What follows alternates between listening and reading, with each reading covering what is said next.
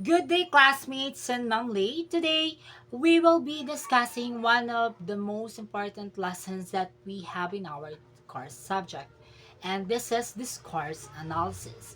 I know that some of you is already familiar with discourse analysis and its importance in terms of how we're going to analyze a text and how we're going to learn a language, specifically English language. So, before doing that, or before explaining the importance of discourse analysis and how discourse analysis helps students and teachers to understand a specific text, a literary text, or other relevant things that we have in our language. So here we got motivational activity. So let's just call this fact or flop. So basically, this is one of the most common game that we have here, and you will just answering fast. So here for the directions, we got carefully read each statement, kindly answer fact if the statement implies truthful idea, and flop if, if it's not. All right, so are you ready, classmates? All right, thank you so much for responding. And who would like to answer for the first question? All right, so for the first question or for the statement one, discourse analysis is used to understand how language is used to create and maintain social norms and common knowledge. Is it a pack or a block? Anyone? All right, Miss Beltran. All right, is it a fact? All right, let's see if this is a fact.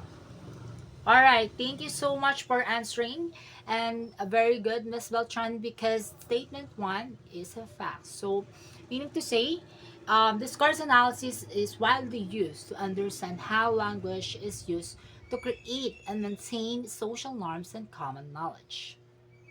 All right, for the second statement, would like to answer. Thank you so much for participating. All right, for the statement two, discourse analysis never examines the linguistic content and how language is used to convey meaning in different social settings. Is it a fact or a blog? Yes, Mr. Ebasco. Do you think that is it a blog? Let's see. We'll see if your answer is correct. All right. Statement number two is Evlop, because as you can see on the statement, it says that discourse analysis never examines. So somehow the statement put a negative impact on the text that we have here on the screen. So meaning to say discourse analysis do examines the linguistic content and how language is used to convey meaning in different social settings. All right.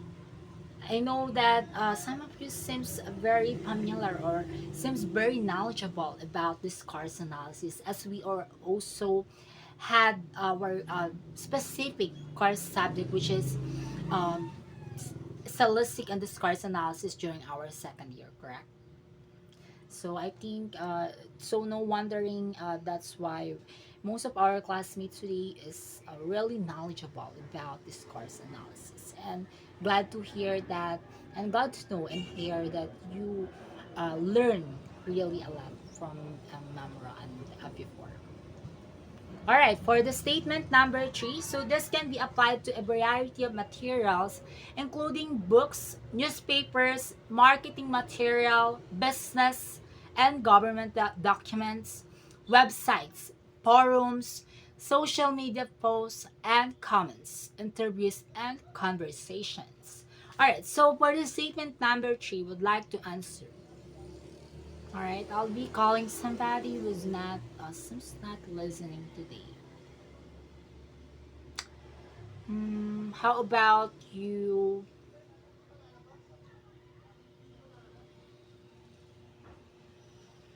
Miss? Rodriguez, Kirsten. Do you think that is it a pack or a block?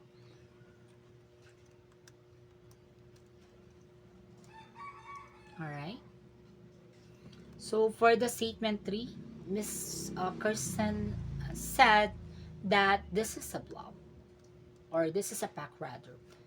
All right. So let's see if this is a pack. All right. So it's a fact. So because the statement number three is correct, and it also implies truthful idea, as it says here that this can apply to a variety of materials, including books, newspaper, marketing material, business and government documents, etc. So the statement number three really describe discourse analysis and how discourse analysis being or widely used in different contexts.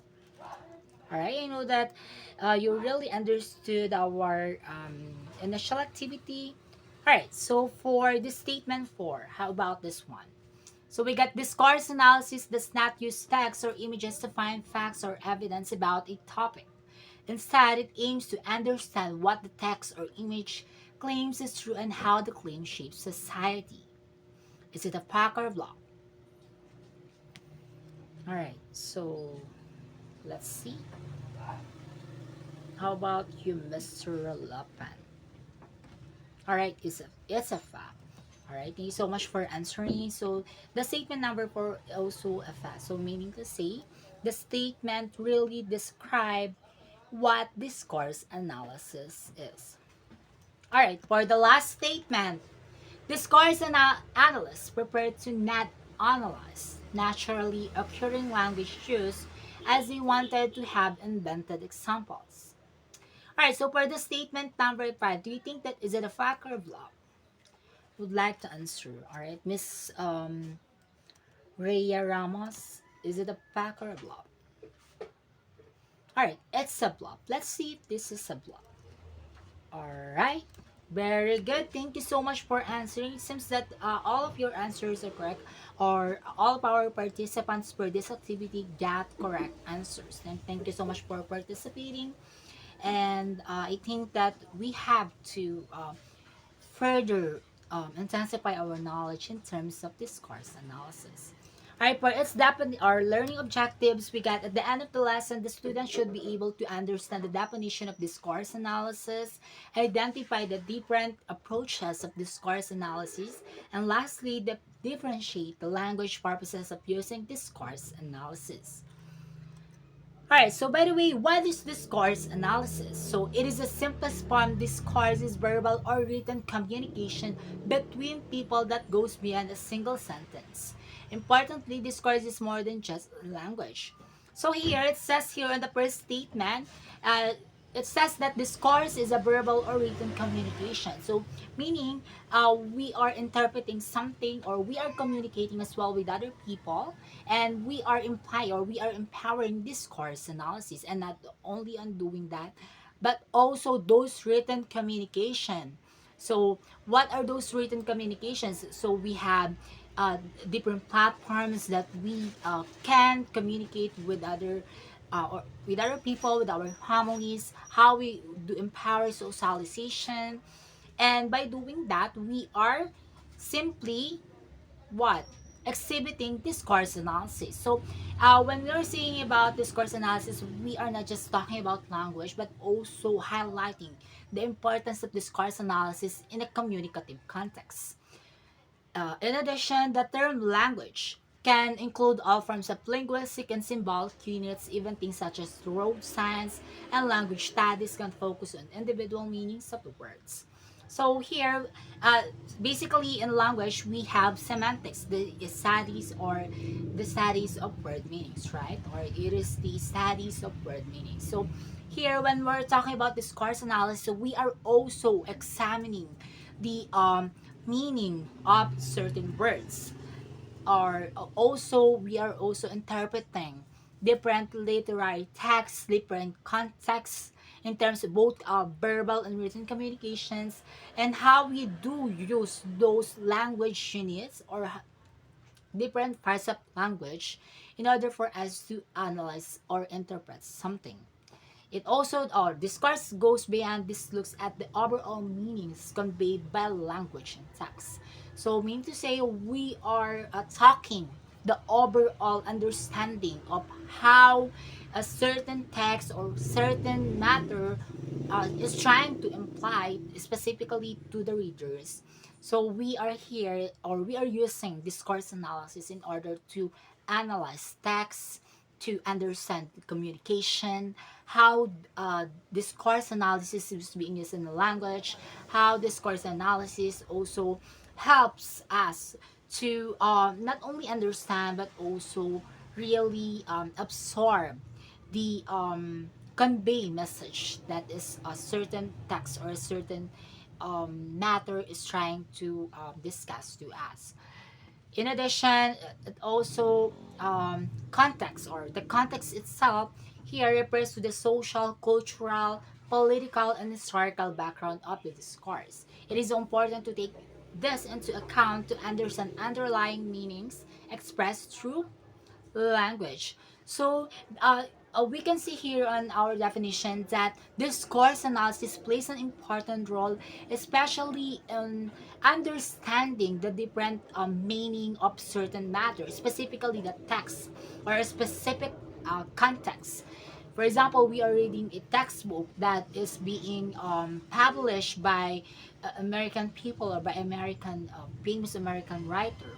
So here we will be using discourse analysis in order for us to properly interpret the meaning as well as the message that a certain context or a certain literary text is trying to imply to the readers or trying to convey to the readers, because it's very important that we will be able to know how discourse analysis works in the language and how we're going to use discourse analysis, especially as an English major, that this is very important part of our approaches to different literary works, as we will have to engage ourselves to different reading materials, to novels, stories, and other important texts that will help us to further intensify our knowledge in terms of teaching, in terms of vocabulary, in terms of how we do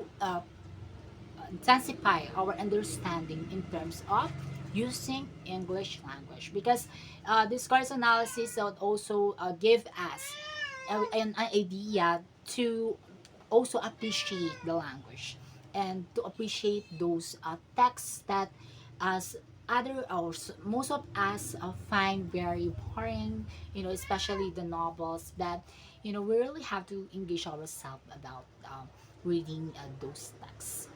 All right. I hope that you learned about the definition of discourse analysis.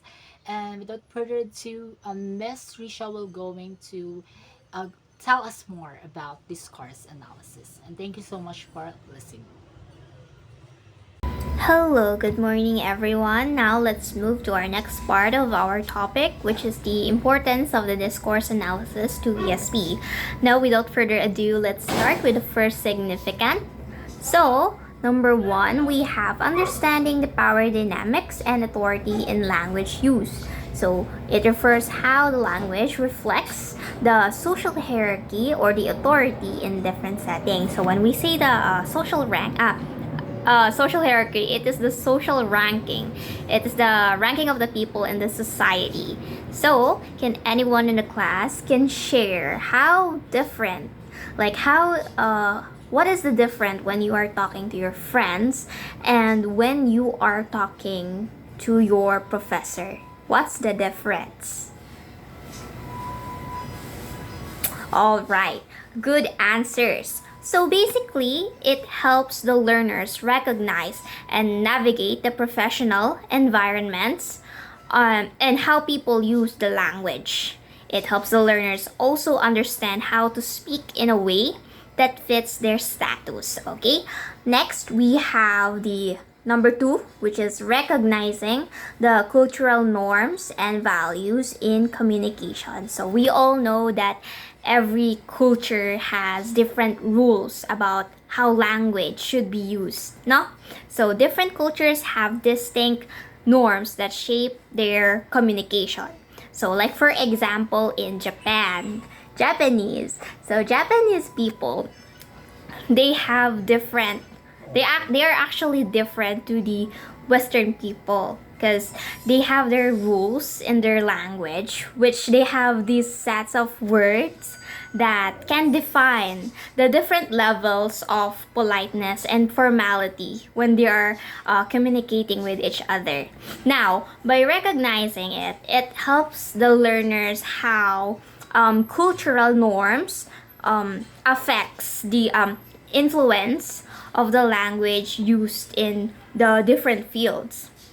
And it helps the learners, of course, that to be able to adapt to the communication styles of their target professional or academic environment. Okay? Next, we have number 3. Yes, so adapting to genre specific communication style. So discourse analysis involves genre analysis where it examines language is used in a particular genre.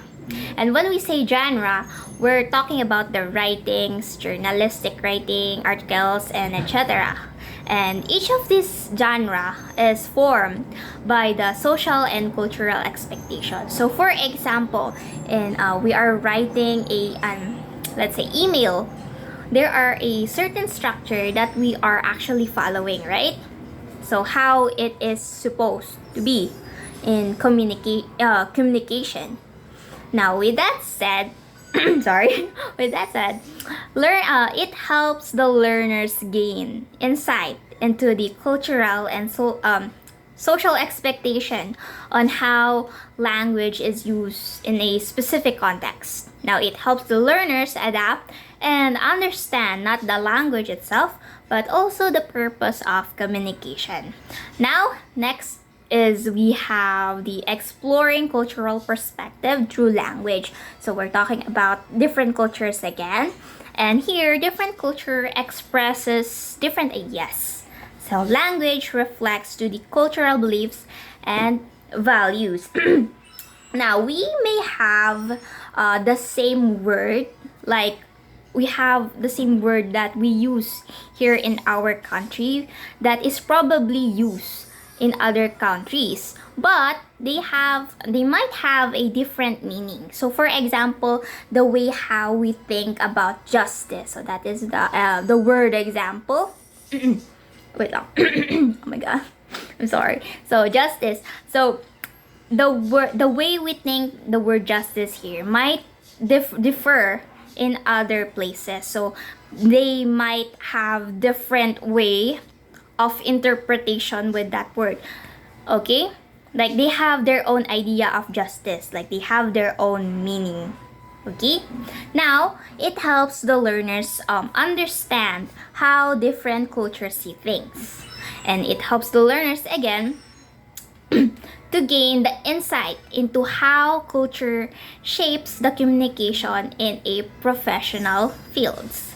Now, okay, yeah, right. Lastly, we have the number 5, which is facilitating the pragmatic competence. So here, discourse analysis helps us to develop our pragmatic competence ability. So what is pragmatic competence ability? Basically, it refers to the ability on how we use the language effectively in different contexts. So it's basically referring to the making the learners understand how to use the language properly based on the situation they are in. So it helps the learners figure out the way to speak or write depending on the setting. So, and that is all for the significance. So let us now move forward to our next part of the topic, which will be discussed with the next reporter. So thank you for listening, and yeah, thank you. Okay, thank you very much. So now that we are done with the importance of discourse analysis in English for specific purposes, now let us dive right in for our next part of the topic, which is actually about the key concepts of discourse analysis. So here are the following concepts that I will show to you of using discourse analysis in any specific fields, whether in a conversation setting, professional fields, or for academic fields, etc., etc. Anything that is related to communication. So, for the first part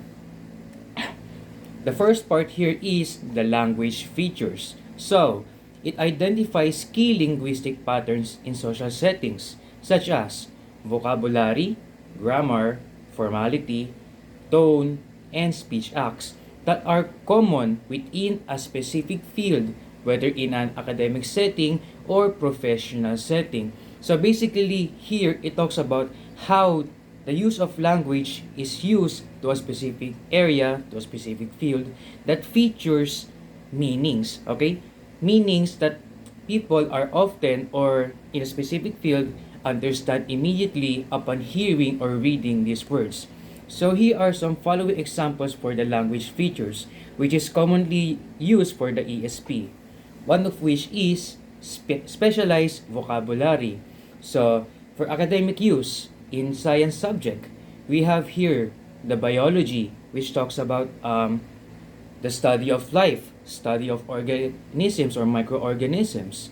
Next is physics, the study of energy like kinetic energy, gravity, and anything that is all about the law of nature.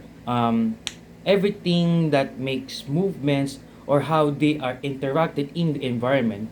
So, and lastly, here is the study of chemistry, which is all about, let's just say, mixing formulas or experimenting formulas using instrumental tools or scientific tools in that are commonly shown in laboratories. So that is the example here for the science subject for academic use in specialized vocabulary.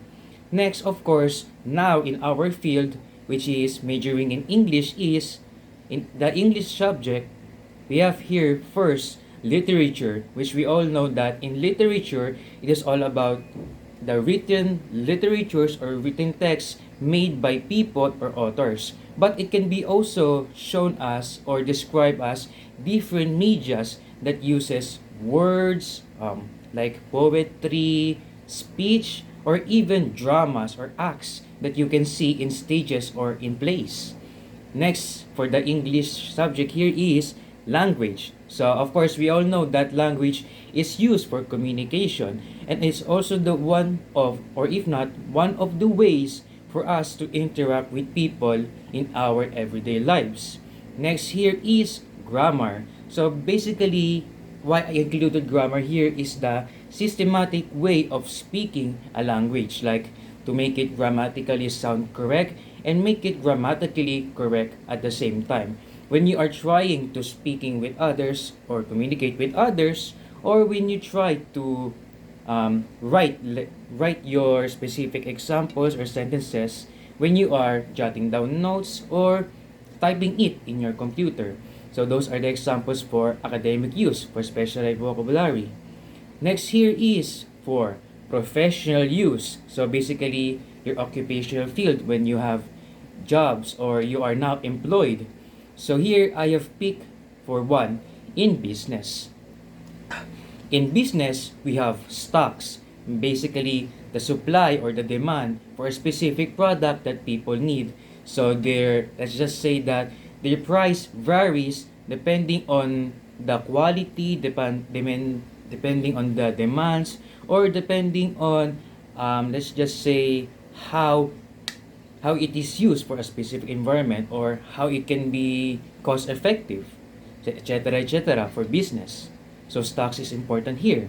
Next, let's talk about salary. Basically, our sahod or our way of getting money when we are doing our jobs. So basically, labor fee or our fees, of course. And last but not the least is in the business field is stakeholders. Basically, your investors, those who invest on your specific business or on your own specific projects. So basically, let's just say those stakeholders are your top priority when it comes to delivering your products or delivering services. So that is for the field of businesses. Next, in medicine, we have prescription. Basically, what drugs or what medicine you should use in order to take care of yourself or to improve yourself. Next is diagnosis. Basically, here in the field of medicine, diagnosis is checkups or how is your condition or how is your injury and what steps or what methods they will use in order to treat you or to improve you, of course. And last and but not the least is dosage in the field of medicine, basically on how many times should you use this specific drug or specific medicine that you should use in every day, or when is a time that you should use this medicine. So those are the examples for specialized vocabulary in language features. In every word, every word, they have their own meanings that many people, especially in their own field, will understand. So I think we are clear about language features for discourse analysis. So that is one of the 4 examples or key concepts that we'll show you. So next for our key concepts is context. So this is also important for discourse analysis since discourse analysis is all about meaning. So of course context is there. So let me read this specific description. It involves the situational, cultural, textual, linguistic, and social aspects that emphasizes how language is used to influence and meet specific needs of the person in a communication setting. So basically, you can use context in order to influence others or to help them be informed to something, as long as you create a meaning that is understandable for those people.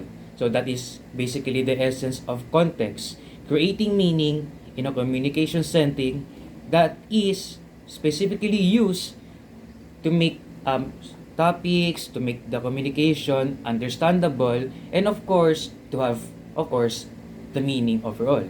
So here is the example that I will show you for context, which is a context for volleyball practice. So hopefully you still remember our training in volleyball or our playtime when playing volleyball with Sir Paul when we were second years.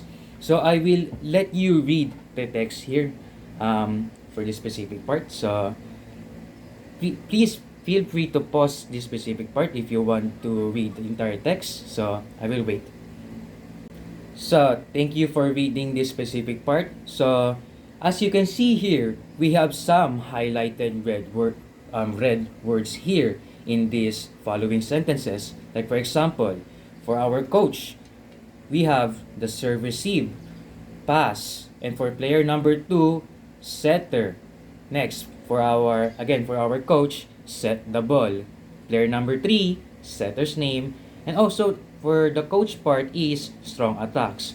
So all of these words, all of these specific words that I have shown you here highlighted are the words that are used when playing volleyball. So there are in a specific context that they will understand those words because those are the actions that they use when they are trying to play volleyball. So it is easier for them to understand what to do, what they need to do, and what action they should take upon hearing those specific words or when they read it out loud. So that is the example of context here. Some specific words or verbs that in a sport, like for example here, in a sports setting, they can make it distinguishable or understandable for them as long as they hear this word out loud. Like for example, in basketball, when when the players say shoot the ball, that means you need to take a shot and shoot it in the hoop or the rim. So that is the essence of using context here. There are some words that are used in a specific field that they can only understand when they are on that particular area, like in court when playing volleyball, of course. So that is context when it comes to discourse analysis. A meaning within a specific field. That is the summary of that part. So That is the second part for our key concepts. Now, let us talk about social power and ideologies. Actually, this is a bit, what do you call this? A bit close to context, but I just distinguish some parts for the key concepts because in this part, the social power and ideologies is that it explores how language can be used to reflect and cause social structures, power relations, and ideologies. Basically, the use of language, you can influence or persuade others. So, it portrays how the use of language can be used for 1. Authority. Number 2. Assert dominance. 3. What I said earlier, persuade. And last but not the least, even reinforce the norms in society. So basically here in social power and ideologies, it is how people use a specific language in order to convince them or to gain their trust from the public. That is the essence here. So here, I have some example sentences here again for using those key concepts. For number 1, which is often used by political candidates. Only I have the experience necessary to navigate these difficult times. This is not a time for amateurs. So here, for social power, for the political candidate, he or she shows that he has the power to convince others that his leadership or his experience is enough to lead the people, the public, or the country. So that is the purpose of social power here. He or she is not only asserting dominance but also asserting authority for the people. Next, for ideology. So for ideology here, which are often used in advertisements, if you are watching commercials or YouTube ads, is that here in the sentence, join the millions of people who are improving their lives with our vitamin supplements. Dash, because you deserve to feel your best. So the ideology here is that they think that this vitamin supplement that they are trying to deliver to you or that they want you to buy is that they think that this product is best suited for your nutritional needs. So it is another way of persuading you to buy this specific product. And not only that, they are confident, they are sure that this specific product is beneficial for you. So that is for ideology. They use their own thinking, they use their own idea for you or their own idea to convince you to buy or test this specific product, which is actually commonly used in any advertisements in order for you to buy that product, even if it's one time or it can be for lifetime, depending on how effective the product is and how effective the delivery of advertising the specific product. So hopefully those are understandable to use because now actually both social power and ideology can be combined here. So here is example again for the political candidate. Under my leadership, I promise everyone here in our country that I will bring safety and prosperity, ensuring a stable future for our children. So let us separate some parts here. For the ideology part, he or she states that under her leadership, when he or she wins a specific election, is that he has this mindset that he will bring safety, prosperity, and a stable future for the next generations. So he or she believes that he can do this specific part when he became or she becomes a leader in the country. But also here in using social power, he is also asserting dominance. Asserting dominance is because he or she is sure or confident that he can deliver these promises to the people or to the public. So that is the use of both social power and ideology here. Mixing them both in order to convince other people or the people in the public. That is the essence of social power and ideology when combined in society. or to deliver their speech to the people. So that is the example here. So that is 3 out of 4 key concepts. So hopefully that was understandable too. So next is, but not the least, actually a bit simpler. So this is the overall meaning for our key concepts, and to other topics that we will be discussing about discourse analysis is coherence and cohesion. So let me just read the first text here. Cohesion. It refers to the surface level connections of words, phrases, and sentences, making sure that these sentences are grammatically correct and connects to each other clearly. So basically, in order for you to create a meaningful communication or to create meaning, it needs to make sense.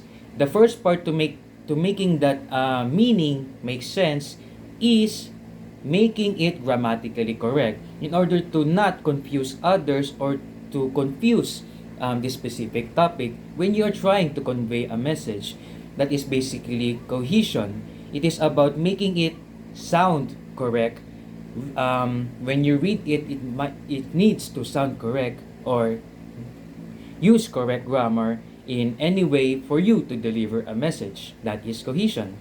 Last but not the least is coherence. So on the other hand, coherence refers to the overall sense of the text, in which it is more concerned with the meaning or the output of your message basically, and the concept of the idea in the message for the readers or listener to understand its content.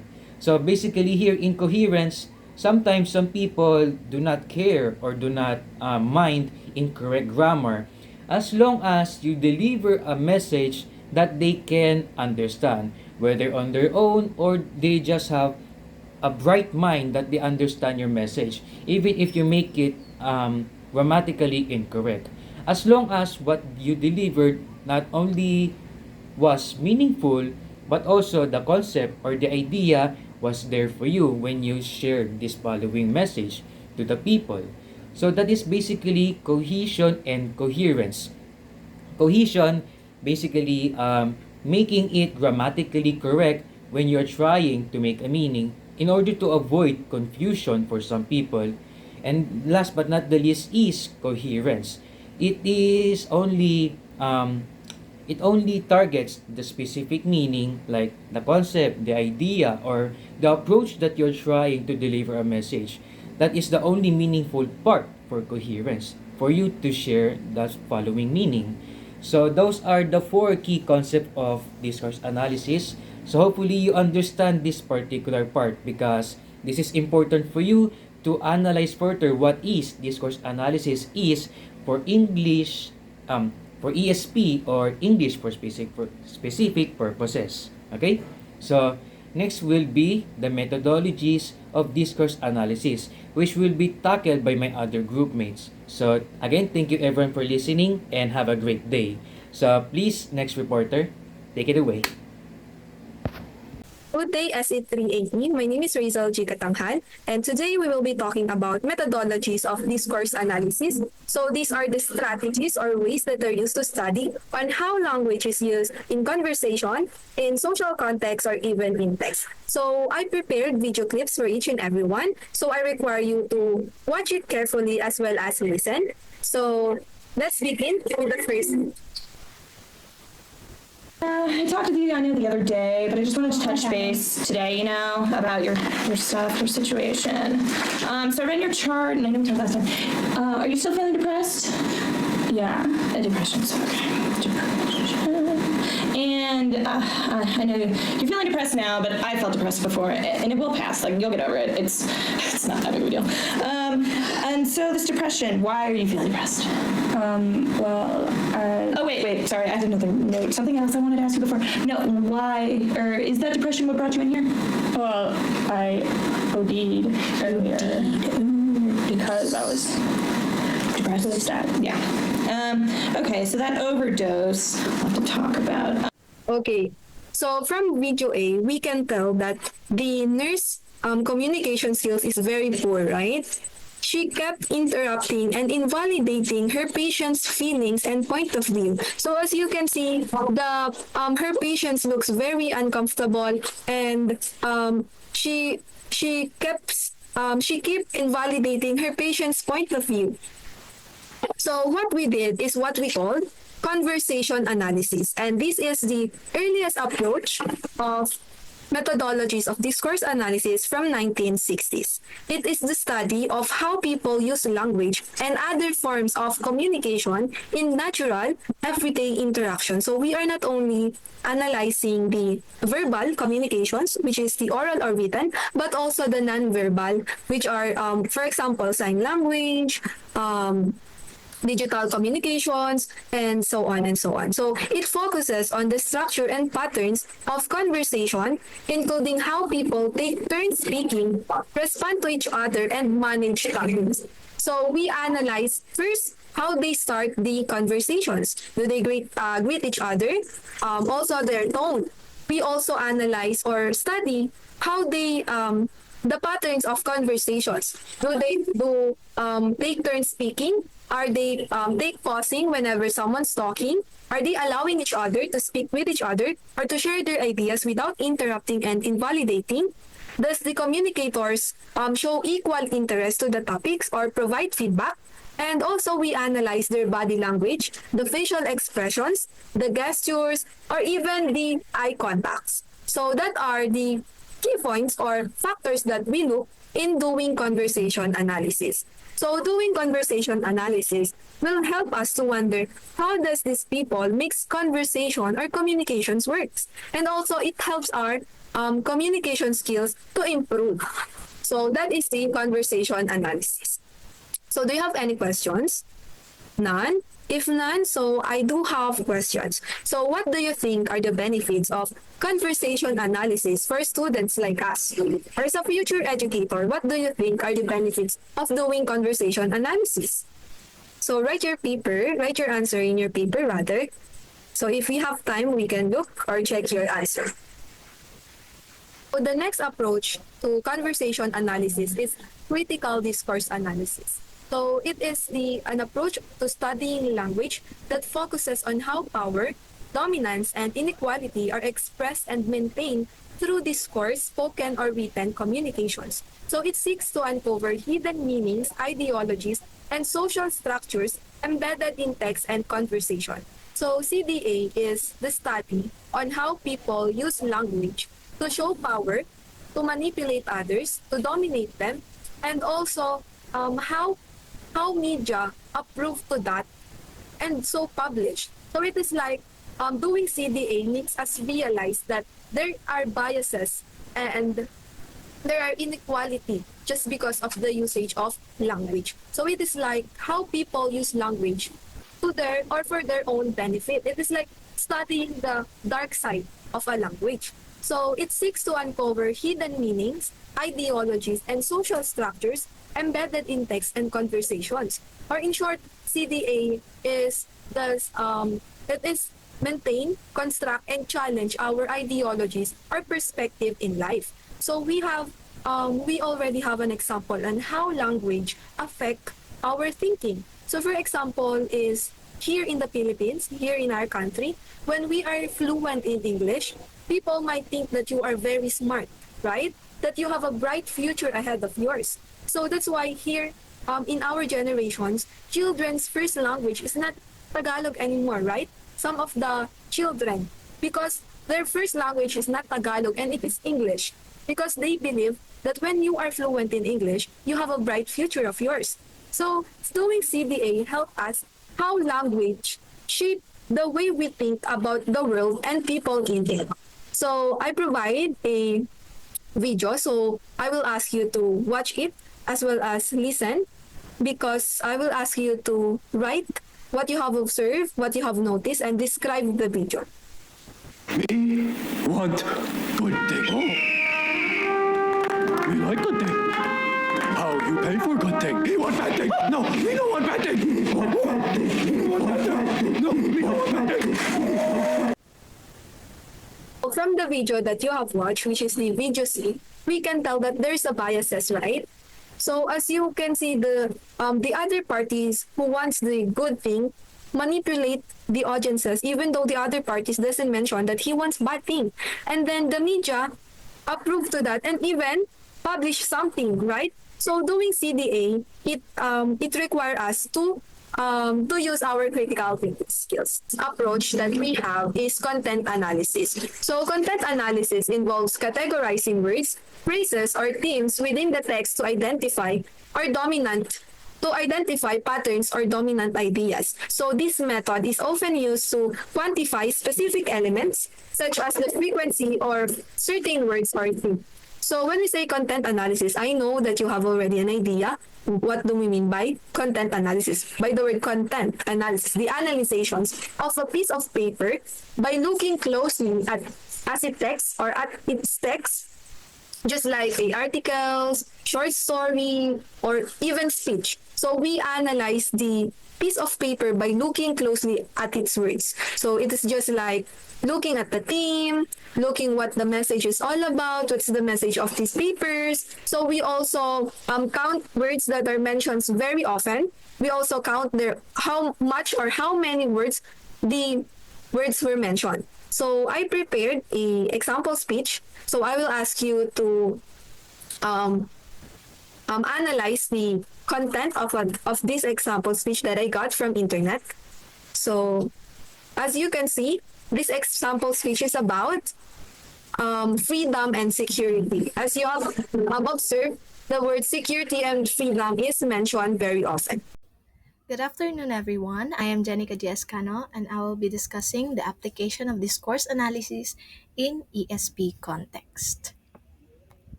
In an ESP English for specific purposes context, this discourse analysis is applied to examine the specific linguistic features and communicative patterns used within a particular professional field. So, meaning to say, discourse analysis is used for us to understand the unique language of different professions. So, it is a key tool in ESP because it helps us learn to speak and write effectively in the context where we need to use English the most. So, by understanding the patterns of discourse in your field, you can learn to use English more effectively. You will know the right words to use, the right way to structure your sentences, and the right tone to take when communicating with others in your professions. So now, let's move on to the key applications of discourse analysis in ESP. So first, we have the curriculum development. So when we say curriculum development, by analyzing authentic texts from the target field, teachers can identify the specific language features needed in the curriculum and design the lessons that focus on those elements, like specialized vocabulary, sentence structures, and discourse markers relevant to your professions. So, in short, curriculum development is about carefully choosing the right language materials. So, to build a solid foundation for learning. So, by analyzing real world texts, we can create a curriculum that is focused, relevant, and effective for your specific needs. So, instead of just guessing what materials we need, um, we look at real world examples of how language is used in a particular field. So, say for example, you are a lawyer po. So, we'd look at real legal documents, listen to courtroom conversations, or read articles from legal journals. And by that po, we can identify the specific language features that are most important for your field, and we can design lessons that is focused on those specific elements. So we might find that lawyers need to use a lot of formal vocabulary, complex sentence structures, and persuasive language. So yan po. Alright, so next po, we have text analysis. So, analyzing the structure and organization of text within a specific field helps teachers understand how information is presented and interpreted, allowing them to teach students how to effectively read and write professional text. So, so by analyzing po the structure of the text, we can understand how the information flows and how the different parts relate to each other. So um, we can see we can see how the author uses headings, subheadings, and other features to guide the reader. So text analysis po also helps us understand how information is presented and interpreted. So we can see how the author uses language to persuade, to inform, or to explain. So we can also identify biases, any biases or assumptions that might be present. So in short po, text analysis is about understanding the blueprint of professional text. So it helps us read them more effectively and write them in a way that is clear, concise, and persuasive. So next po, we have the teaching reading comprehension. So discourse analysis can be used to identify key elements of a text like topic sentences, supporting details, and logical flow, which can be crucial for students to effectively comprehend specialized reading material. So when we say teaching reading comprehension naman po, this is like helping students learn to listen to the text. So discourse analysis po is a tool that helps us find the important parts of the text so we can understand it better. So in short po, discourse analysis helps us listen to the text and understand its message. So it is a tool that helps us break down the complex information into manageable parts, making it easier to comprehend specialized reading material. So next we have developing writing skills. So by examining the discourse patterns of professional writing, teachers can guide students on how to structure their own writing in a way that is appropriate for their field, including the use of appropriate register and rhetorical strategies. So, dito naman po, developing writing skills is about learning to write in a way that is appropriate for different situations. Just like you'd use different language for different people.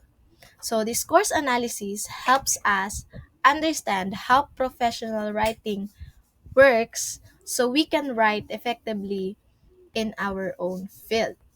So, by analyzing this text po, we can learn to write in a way that is appropriate for our field. So we can see how they use specific sentence vocabulary, structures, and rhetorical strategies.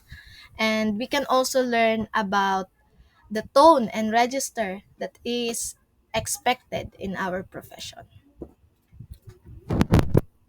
So next, we have oral communication skills. So, analyzing spoken discourse in professional settings can inform the teaching of conversational strategies such as turn taking, interrupting patterns, and appropriate use of jargon in professional interaction. So ano naman po pag sinabi nating oral communication skills? So, when we say oral communication skills po, it is about learning how to speak effectively in different professional settings. So, discourse analysis helps us understand how people talk in those settings so we can learn to communicate more effectively. Um, discourse analysis also helps us understand the unspoken rules of professional conversation. We look Um, we look at real world examples of spoken interactions like meetings, presentations, or interviews. So, we also listen to how people take turns speaking, how they interrupt each other, and how they use language to get their points across. So, in short po, um, it helps us speak with confidence, with clarity, and effectiveness in our fields.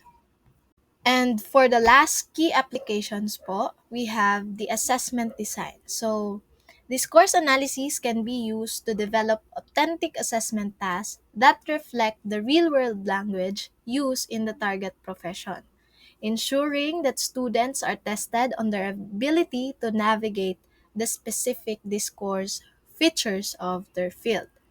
So, ano naman po ito?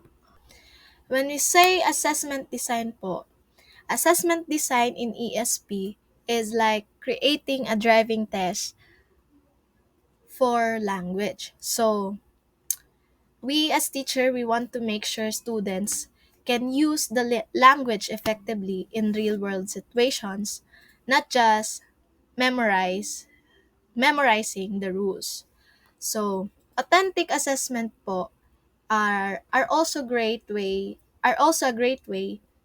to learn. By engaging in real world tasks, you get a chance to practice your language skills in a meaningful way. You also get feedback from your teacher about how you're doing and what you need to improve. So, in short po, in discourse analysis, it helps us by using or by applying discourse analysis po, it helps us create assessments that are more relevant and meaningful to your field. So, it helps ensure that you're being tested on your ability to use the language effectively, not just on your own knowledge. So now we are done to the key applications. Now we are going to move on to the examples of how discourse analysis is used in a specific ESP context. So first we have medical ESP. So analyzing the structure of medical case reports to identify key information elements such as patient history, diagnosis, and treatment plan. So here po, by understanding the structure of these reports, we can read them more effectively and efficiently. So we can quickly find the information we need and understand the patient situations and make informed decisions about their care. So next we have the legal ESP. So examining the language used in legal contracts to teach students how to interpret complex legal terminology and sentence structure.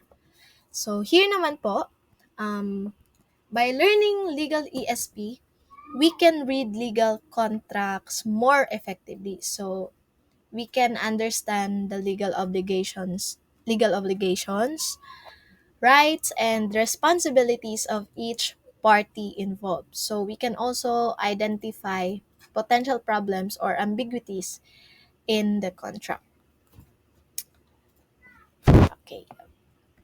And last example po, we have business ESP. So, studying the discourse patterns of business presentations to equip learners with the skills to deliver effective presentation in a professional setting. So, ano naman po ito? So, business ESP po helps us understand the discourse patterns of effective business presentations. So, we will analyze real-world examples of presentations, looking at how the speakers use language, structure, and visual aids. So we are also look at how they interact with their audience and answer questions. So by analyzing these presentations po, we can learn to develop our own presentation skills. We we practice giving presentation in a professional setting using the techniques and strategies we learn from analyzing real world examples. So we are also learn we also learn to handle questions and feedback from our audience. So that's all my part. Thank you. So now let's move on to our next part, which is the challenges of discourse analysis. Now, what I mean about the challenges is that these are the difficulties that can come up when trying to analyze language and communication in specific professional contexts, especially in English for specific purposes or ESP. All right, so next slide. So I have prepared these 5 challenges for everyone. So we have language complexity, dependence on context, cultural variations, subjective interpretation, and then last is evolving language use. So FYI, itong 5 challenges po na ito ay just 5 of many, many difficulties that we can encounter trying to understand how people communicate sa mga specific na trabaho or specific fields nila. Okay? So let's start with our first one, which is the language complexity. So understanding how people use language in specific jobs can be tricky. So totoo po, no? It can be really quite challenging, no? Kasi each field has its own jargons, has its own idioms, and technical terms that are often not familiar to outsider or sa ibang mga tao.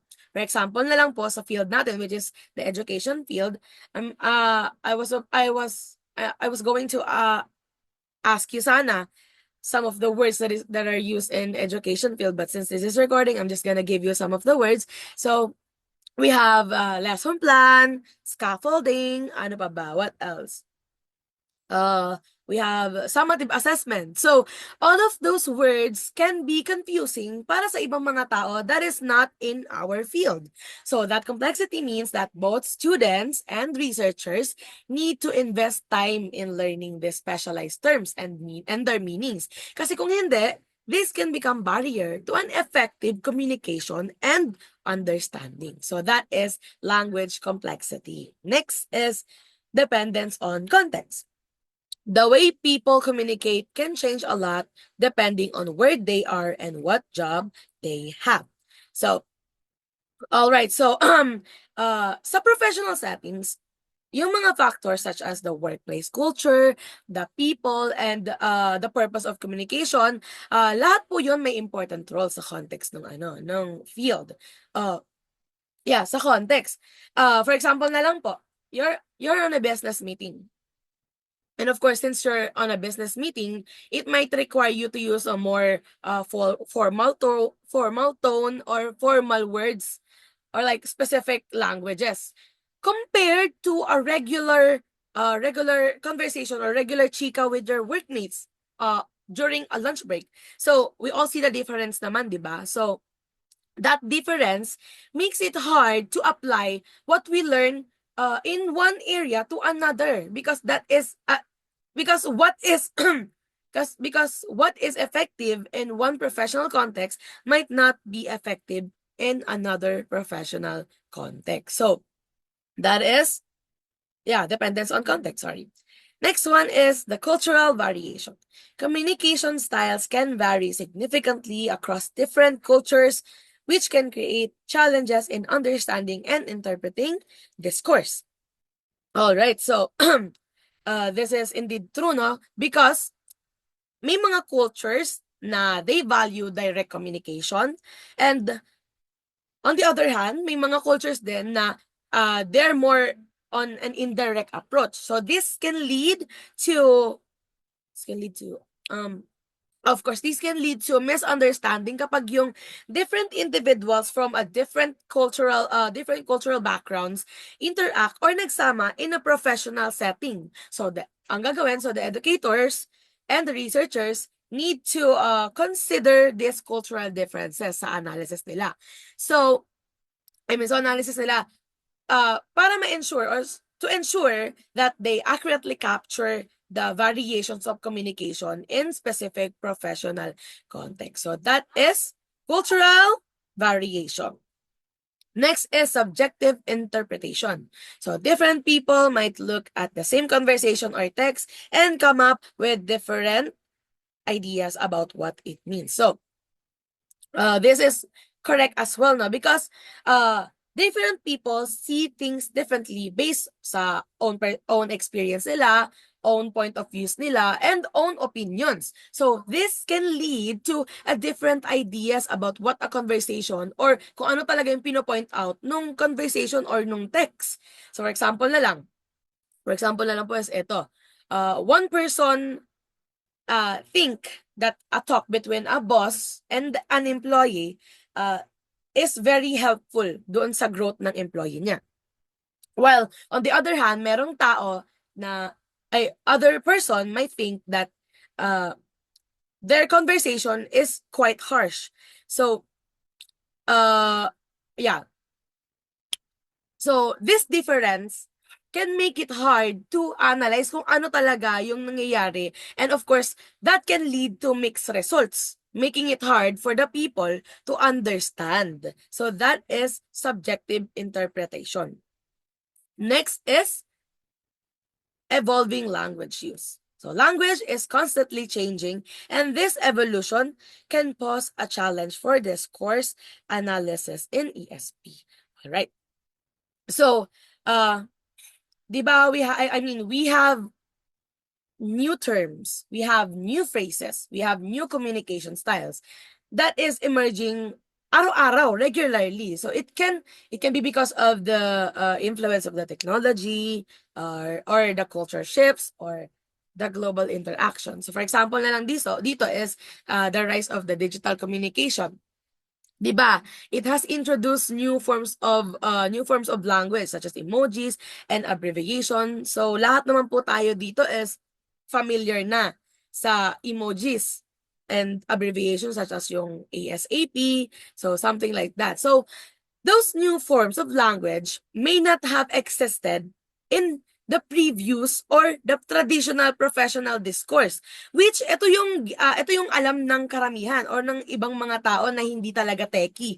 So mahihirapan sila doon. So of course, keeping up with these changes is really essential, especially for both researchers and the educators para ma-ensure that their analysis will remain relevant and accurately reflect the current communication practices sa iba't ibang mga fields. So, that is evolving language use. So, that is the last challenges for this challenges of discourse analysis. So, but again, these challenges are just few of many challenges that we can encounter trying to understand how people communicate in their specific jobs. So that is all for my part. The next part will be Angeline and Sela. Thank you. Once again, good day everyone. Now we've come to the last part of our lesson, and that is the summary.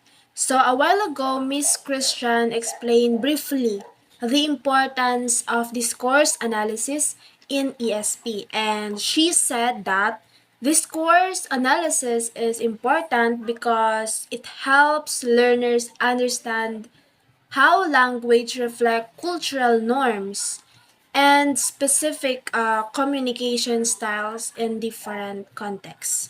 Alright, so discourse analysis looks at how we use language in different situations and how it affects our understanding of the world. So it studies specific words and phrases that people use and how this relate to social rules and beliefs. So the way we communicate can change based on where we are and who we are talking to. For example, so the language used in a classroom might be different from that used in a business meeting.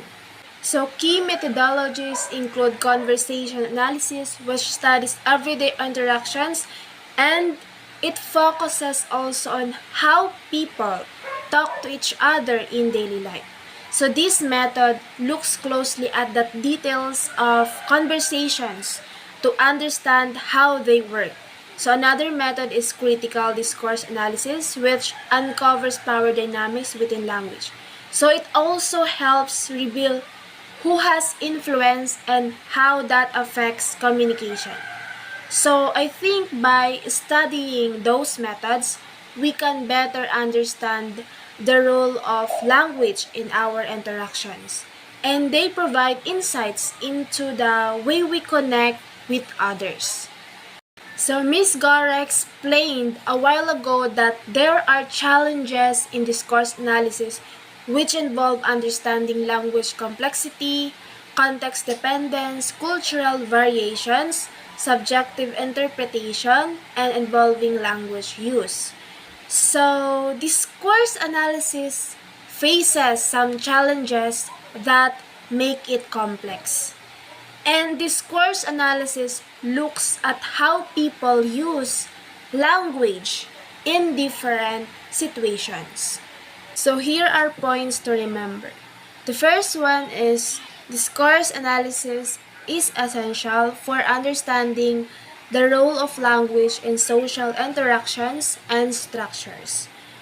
So discourse analysis helps us see how language is used in social situation, and it looks at how people talk to each other and the words they choose. And it also shows us how culture affects communication.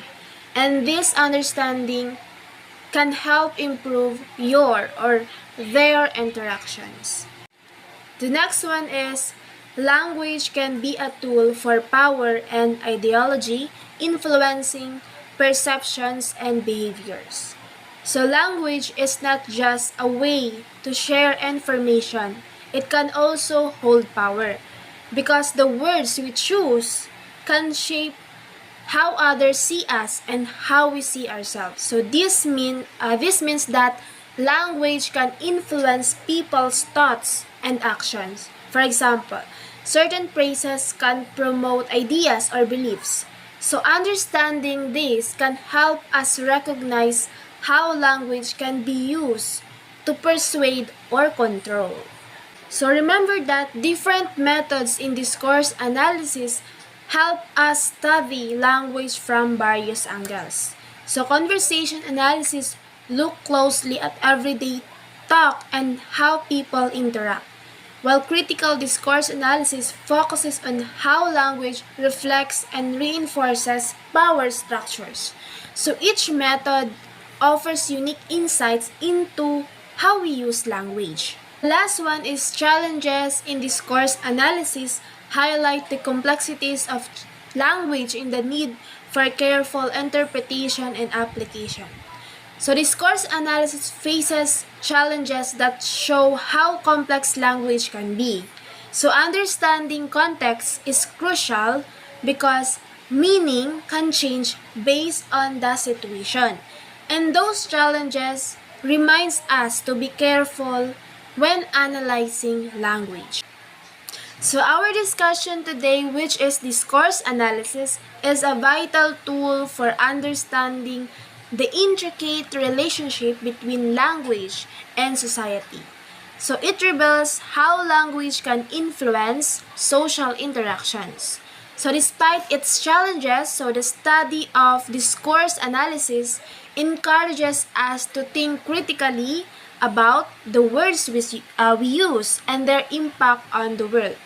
So that's all po, and thank you for listening and for watching our lesson. Thank you once again and have a good day.